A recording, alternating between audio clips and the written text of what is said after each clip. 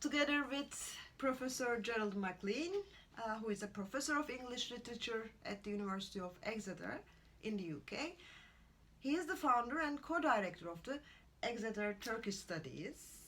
And his research in Turkey inspired the UNESCO-approved Evliya Çelebi cultural route in Western Anatolia.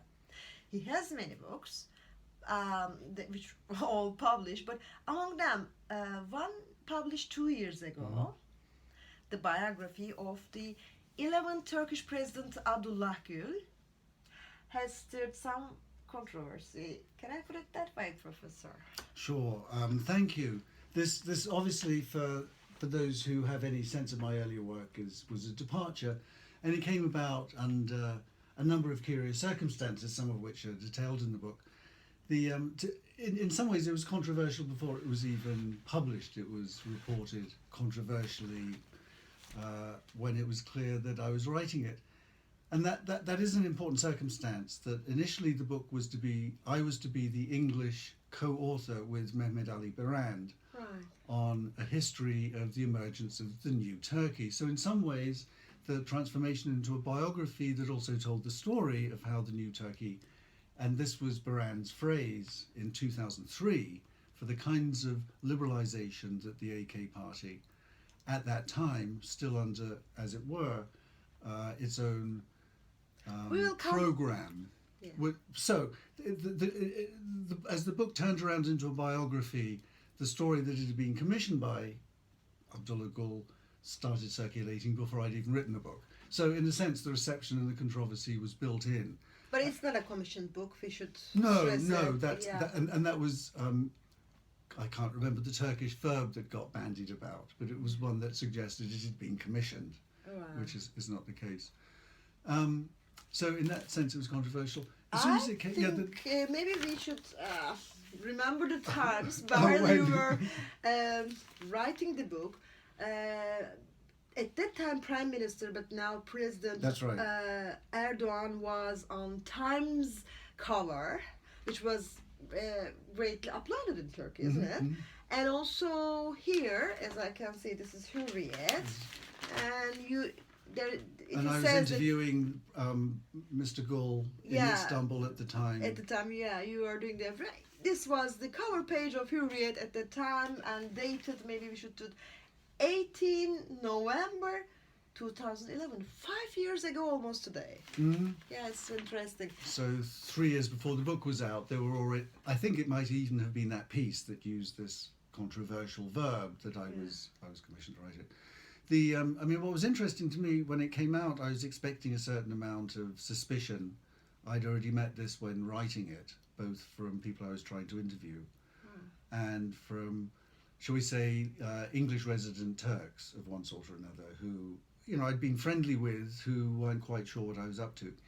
So that was not so much of a surprise as the general sense that, so I suppose it's the way recent history gets rewritten almost immediately, and certain ideas start to circulate, such as by the time the book came out, 2014, I was either blessed or not with the Gezi moment, and didn't have to say I thought too much about Erdogan throughout the whole book.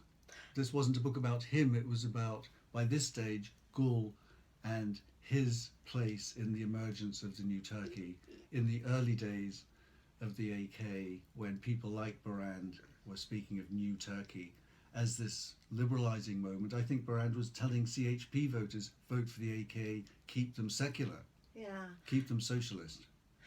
Just let me maybe ask you this way. I saw the criticism. First, some of the criticism. For example, one criticism I saw was that the book has put all the good things on Gul's basket and all the bad things to Erdogan's. Yes, because I read the book, I know that it is not true, but I want your response, because as you just recently mentioned it, but this book was about Abdullah Gul, and I think you finish it at the time when he was about to leave the offices in 2014. That's right. And nobody saw what would happen after the Gezi events. Maybe we can put it into a context that way. Could you comment on that? Okay, sure. The Gezi moment was not planned. There was a plan to end it with his leaving the presidency. The Erdogan press in Turkey immediately jumped on. I think what they did is they read the index. Yeah, I think they don't read. And if you read the index and you look up Tayyip Erdogan, you will find things that are not necessarily complimentary. And I think that's in some ways a wise reading of how I structured the book. I was not writing a book about Erdogan except where there was relevant compare-contrast between them, and I thought a couple of those would be a bit more revealing of their style. As students, they had entirely different attitudes towards the riots of the 70s, and I think that shows in the way they have emerged since then. Otherwise, I was not prepared to write unfounded criticism or rumour. I was sort of avoiding that in general throughout the book. Yeah. So the claim, as I say, the claim is not, in fact, unfounded. That is not what the book does. It doesn't whitewash Gul, and it doesn't blame or say only bad things about Erdogan. But if you look him up in the index, you will find many of his appearances being these contrastive moments where their styles are different. And I agree we must with that. assume there's a parting of the way going on that we cannot talk about, or that is, you know. Exactly, I agree, because I read the Yeah. book, and also Well, the criticism, you put some criticism, quoting the names who Yes, did yes, that. yes. You gave them. You Yes. don't personally get into criticizing. That's right. Okay, maybe one thing, another maybe thing that might be criticized mhm. or seen as a compromise was that mm. you really appreciated this Abdullah Gul. I mean, to So me, there as a seem- style, yeah. you're really fond of meeting him, maybe what his achievements, and also so because he was at the time while you are writing at the office, this can be seen from outside as a compromise in the style as a kind of, you know, writing something that may not be commissioned but is still overly favourable. Yeah. Personally, I found nothing to dislike about him. He was generous. He was kind. Hironisa was generous, kind. I enjoyed meeting his parents and his brother. It was never really on the agenda to say anything personal. I couldn't actually find anything critical about him to say. Also, let me say that. It was easy to write it this way. It was easy because people I knew who knew him would not reveal anything to me. People I knew that were... The worst thing I ever heard was they're all the same. And that clearly told me that this person wasn't thinking about the differences within the party that had emerged by 2010, 2011, 2012, when I was doing my interviews with various people and talking to people while travelling in Turkey. So it was easy not to. I did look up some of the hysterical blog stuff and found it unconvincing. I spent a lot of time looking at the published satirical discourse, the magazines that come out, and reported a bit of this. There's a wonderful image of, dare I say, Madame Hironisa with bunny girl ears. And I would have loved, but you know, I didn't think that would be appropriate. Otherwise, I don't think there was any censoring in order to flatter. I did give him plenty of time and her plenty of time to speak for themselves and let them tell their own story. The one serious question I left unaddressed was one that's very hot at the moment in Turkey, and that's what happens when you find yourself engaged to and married to girls of a certain age. And we were happy to leave that one the way it was. I talked about that with the publisher and various people, and it seemed not essential to the historical claims of the book, which was to place him as the intellectual architect of that movement. And that was done collaboratively. Exactly, I also agree to that. This is a political history book, which I find myself very interesting, and I learn a lot. So thank you. And I want to, from here, if you want to, if you don't want to add up anything, go this way. You mentioned, and it's the title of the book, The New Turkey, but it was also a phrase used by Mehmet Ali Brand, the late Mehmet Ali Brand, dear Brand, dear who Brand, made yes. me, you know, a broadcast journalist. Actually, he is the guy. Yeah. He had good But taste.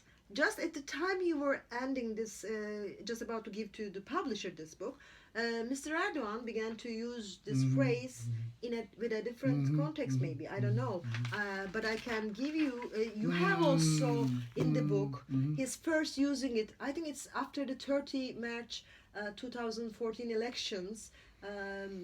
His balcony speech. He mentioned the new Turkey. Could you compare and contrast with after years, 2 years after you wrote the book? How do you see the book, the new Turkey in the book, and the new Turkey now, unfolding?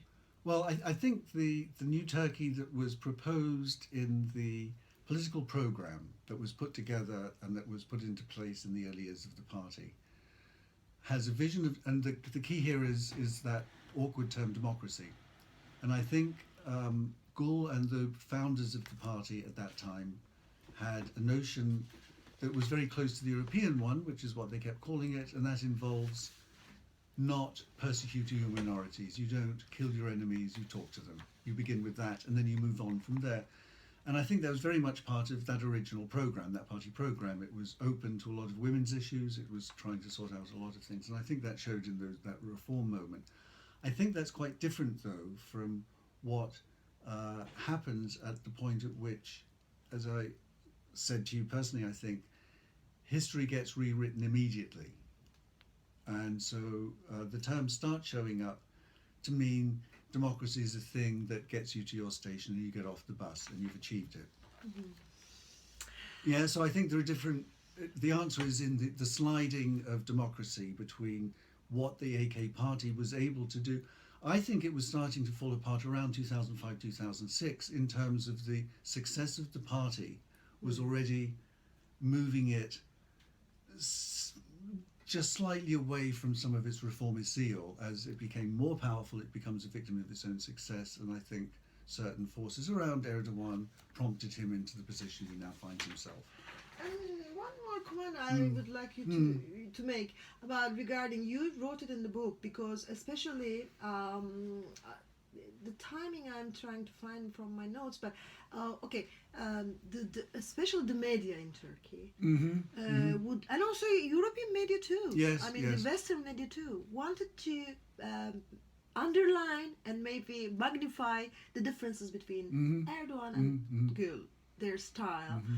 Could you like to comment on that? Well, I think it was in the West that the division first gets reported or imagined to be going on. Whether that has been, I'm sure things haven't come through. I don't know. I think it's interesting that kind of pressure has clearly infuriated Erdogan, certainly in ways it was not really that much ever of a worry, as I understand it, to Mr. Gul. We spoke off the record, as it were, of the cases against him that were pending, where he'd been insulted as president. He insisted he'd actually cancelled more than were going through. I think at the time 6 was still on but he'd cancelled, many more than this.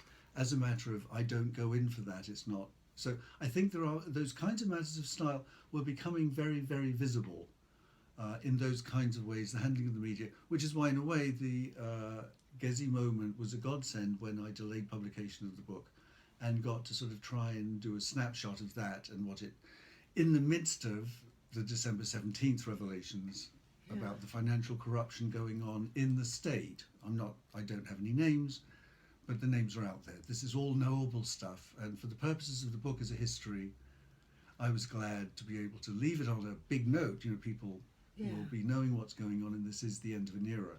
And that seemed about right in terms of the closing of a new Turkey that had been around at the beginning of the AK party. But I think one of the things that's happened is people think that Erdogan started that even. You will hear commentators speaking of Erdogan started out as a reformer. The party started out with a reform program. And he was very good as a mayor of Istanbul. Let's not forget that. He did wonderful things in Istanbul, I think.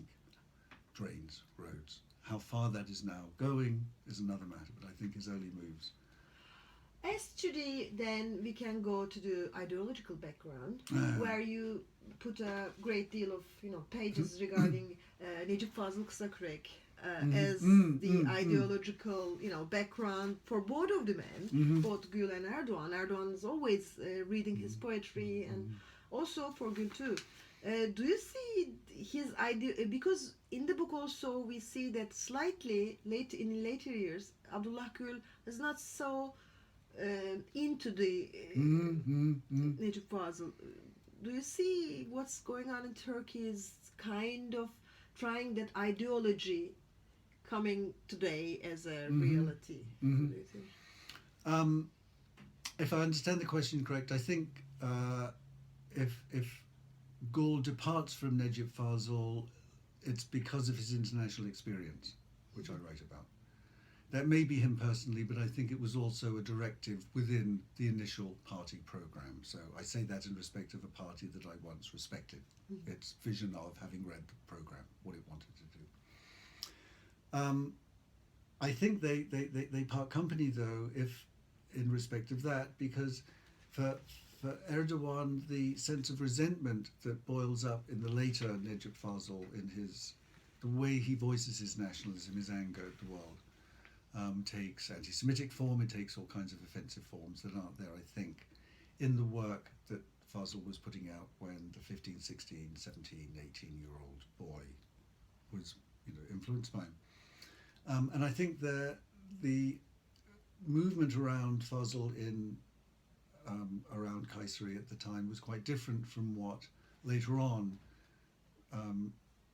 the kind of movement around, I'm forgetting his name, the Sheikh in Istanbul that becomes involved with our current president, whose name I'm forgetting, who had a lodge, that leads us to things like, and this is not me finding it, it's in public knowledge, that very early, I mentioned Erdoğan as involved in the student movement of the 70s and his attitude towards public, and that was to perform a play in which he, as Turkey, was being the victim of the Masons, the communists and the Jews.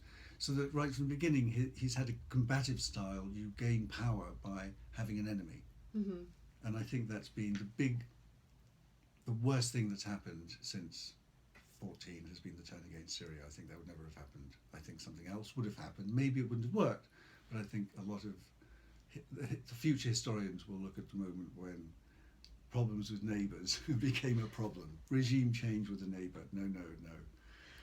Okay. And I think that's, I'm sort of answering your questions. I'm seriously thinking about what you're asking in saying that.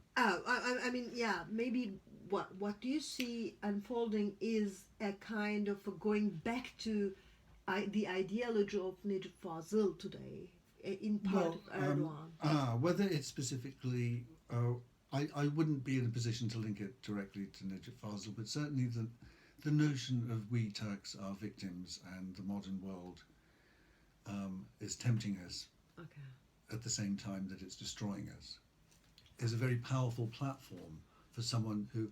I end the book trying to think about the way in Turkey manhood is defined in so many different ways, and I think that's where in some ways there's a crisis in Turkey. It's how men think about themselves when they're in power. Then let's go back to history. I'll read first something that you shared with me, a historical memo. Shall I read it first?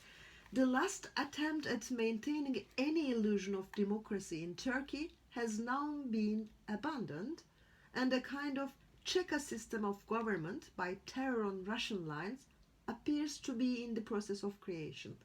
The democratic experiment was never genuine, and from our point of view, it will probably be easier to deal with a strong tyranny, but it is a depressing prospect for anyone who may have believed in the future of the Turks.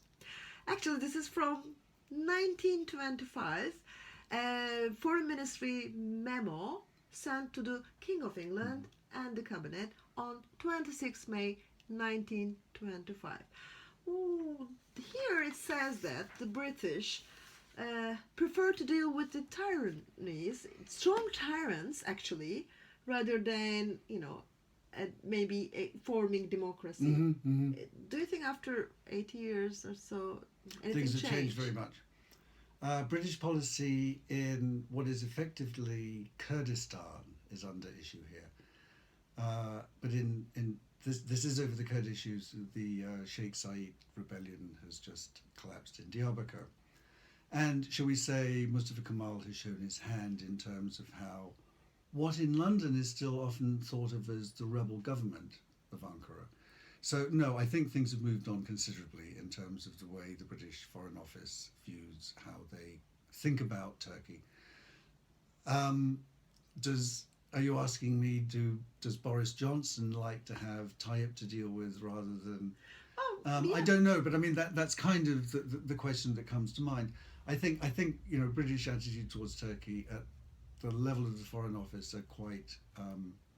I don't know what attitudes they have, but I think they're business oriented. I think that's always been the case. And maybe I could put it with the recent events, Putin style and now Trump style and Erdogan style. Well, exactly, people are compare these that's and right. they find That's similarities. right. Okay, Yes. Then when you look at the leaders and the countries in that way, how do you? What have we got? We've got all of these. I tend to want to look at the differences. I don't think that Putin got in the same way that Erdogan got in. Whatever else one has to say in Erdogan's defense is that he is a democratically elected leader. Now that's a problem in his case, and it's been a problem that we could have foreseen. Once you have that powerful, a majoritarian, popularly elected, you're in serious trouble, right? Why? When a guy has a popular mandate behind, he can do anything he likes. This is Shakespeare explores it in several plays, most notably Julius Caesar. The people are behind me. I can do whatever I want. Exactly. Yeah. I am the voice of God. Vox populi, vox Dei, and that is psychologically, the weapon that Erdogan is battling with, shall we say. But I think Putin got in quite different circumstances, and I think in some ways Trump and May are more similar, although they're not. Again, the differences are very self-evident. So I mean, what we have from, shall we say, Putin's point of view is the obvious breakdown of democracy as Western-style capitalism fails to pay the voter. Mm-hmm. As long as the voter's feeling good, he'll vote in a certain way. The voters will vote certain ways, and that's got always going as a sort of, from a vulgar Marxist point of view, is always going to reflect the way votes go, even if people vote against their own self-interest. Right? As they clearly did in the Brexit vote. But, Trump got in largely because Clinton didn't have the kind of power within her own party that he necessarily summons among the Republicans who may not like him but will have to vote for him. And so there was an imbalance within their parties, I think. Today's Observer's one of the editorials was the headline was the Observer view on the worldwide threat to liberal democracy. Do you see it like that? Sure. Yeah. Okay. What is threatened? What is threatened? Well, as far as all the people want it. Right. In Turkey, we're seeing certain extraordinary rolling back through the constitutional reforms of controls on people and information within the country, which we're seeing the not talking to your enemies, right? Which is not a feature of advanced democratic thinking. We're seeing something quite different in the States, I think. In many ways, it's just as well Clinton didn't get in because the revolts against her would have been armed, and the people who are armed in the States, who are supporters of Trump, have combat weapons and stuff we don't want to see going out on the street, right? So that's a very difficult short-term call. But I think the world trend to the right is a very simple and evident reflection of what's been going on since the early 80s, when global capitalism has been racing against itself to keep itself as a credible way of organizing the world's resources. When the resources are on a known diminishing scale and the population is growing, the expectations of that population are growing. That's a very simple-minded kind of thinking through, back to the moment when Özal opened up the Turkish economy. So neoliberalism doesn't work. Yeah. Okay, but there is and no Putin alternative. knows that. Do you see an alternative? Which no, that's what I can't. Incompatible with the liberal democracy. No, I think that where liberal democracy is on the wane is that it's not paying for itself anymore, and the resources are tight everywhere. So the NGOs are fighting for resources as much as. I mean, that's where I see the threat, is the way NGOs can and cannot operate, and civil. It has been said. People, I think, on the left are saying the problem is that we don't have a credible ideological program on the for civil society coming out of Western ideals. Right. Then Brexit, we can put Brexit. Brexit is on the same line. And can I ask you something? I mean, just before the Brexit vote, the heads of 103 universities in Britain, they issued an impassioned, open letter to the public, and they say, they were gravely concerned about a outvote, and because it would have grave effects on the students, research, and everything. How is it going now? I mean, just... Well, I've formally been retired for the last couple of years, let me say that. So I'm not on the ground, as it were. Certainly Brexit means there will be very drastically reduced research funding for research across the humanities, which was already small enough as it is, as it was. For students, it means lack of mobility. The expectations that you will spend a year or a term studying within the EU as part of your university course is gone, or that you can, with Erasmus programs, do certain kinds of interface activities, which has been promoted by the EU as an essential element of university education, which is a debatable issue. It raises what's university education about. No, it's been, I think it's a disaster, and it's a disaster for that generation. Yeah, okay. And I don't understand it, but the whole vote, who's voting for what, who is thinking about sending their kids to university. I know that in the Greater London area, a lot of non-resident students did not get to vote because of the way there was a glitch in the system to register them. Mm-hmm. So that in certain pockets of the metropolitan London area, legal student votes, never got to count. Can I ask you about you have this Evliya Çelebi Way opened up in Turkey, which is a touristic also, quality in it, not only cultural, but also for people to see, especially. But how do you see the future of it, for example, because I'm asking, this is very, current affairs issue, the tourism and everything. What's happening to tourism in Turkey? Yeah, and also, would anybody be interested in the Evliya Çelebi Way well, these days? It's continuing. As an equestrian route. This last autumn, a new stretch was opened up that links it to the Phrygian Way, which is already a walking route, but an equestrian way. I wasn't on that. So the whole Evliya Çelebi project continues in different ways. Caroline Fickle continues to work on opening up walking routes around Inigul, because of course the route we took was simply one route he took, but he frequently travelled those areas. So if you're a walkist, if you want to do pedestrian hiking in Turkey, there's an infinite number of ways you can go walking around or from or along. As an equestrian route, though, finding places where there are available places for horses to camp has been the priority. And I think that people who want to do that have a thing about horses, and they'll continue to do it. I think the future of the Phrygian Way is an equestrian route. This will run maybe twice a year. These are not major all-year-round tourists. It's unfortunate, though, because the horse, as in many ways the great symbol of Turkey, the horse's head forcing its way into Europe and so on. But we all have brand new motorways, We have motorways, we don't have and we have racetracks. We don't have the good old Anatolian horses. Yeah.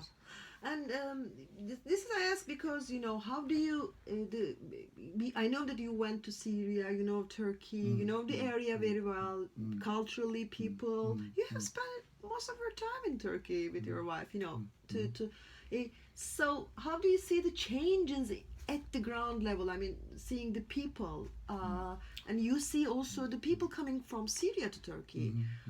How do you see what's going on? As privileged tourists, one's always hyper aware of being a privileged tourist. The areas currently under arms are indeed places we've spent considerable time looking at and for horses. We've on several occasions had dealings with Haji Ahmet, who runs wild Arabian breeding stock around Suraj, so down that area. We've travelled with the World Arabian Horse Organization throughout Syria and across the Iraqi border, such as is with some of the tribals. looking at and evaluating Arab horses in the area. It's all very sad. I don't think the horse breeders will lose that much ground. I think the nomadic desert breeders in Syria are okay. But we did have to cancel what would have been a wonderful opportunity to ride between Turkey and Syria just before the problems began. And that was a marvellous opportunity, I think, to keep together what had been for some brief years a major rapprochement between Turkey and Syria with an open border. The stuff going on now is absolutely disastrous, but it seems to me absolutely disastrous. Certainly the cleaning out of the Yazidis from Sinjar, effectively,